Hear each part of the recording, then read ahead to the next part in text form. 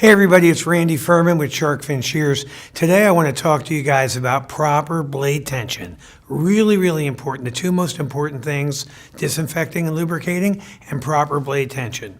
Everybody thinks that your hand cuts, right? Your hand steers, directs the blades where they're going to go. What does the cutting is loosening or tightening that adjustment knob. Why is this important? If you find your shears are folding, bending the hair, 99% of the times your blades are either too loose or too tight. So if your blades are too loose, they're going to slap, and that's still not too loose, so we're going to do this. They're going to slap shut, okay? If they're too tight, they're going to hang open. So proper blade tension is achieved, so you should start with them slapping shut.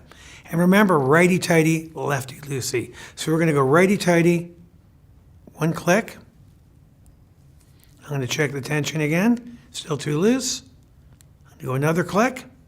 What I'm doing is I'm pulling the blades together till I get proper blade tension. That's what allows the shear to cut. And we want about a 1 to 2 inch gap at the tip, so that's still going to be too loose. We're going to go one more click to the right. And now check the blade tension. Still too loose. We're going to go one more.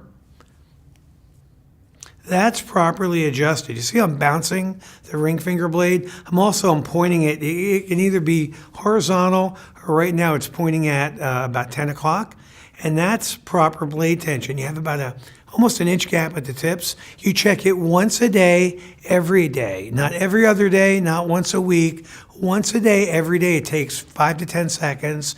And remember, after every client, disinfect and lubricate, and you'll get at least a year or longer between sharpening with shark fin, and our shears will last you in excess of 20 years. So I hope this has been really helpful for you guys.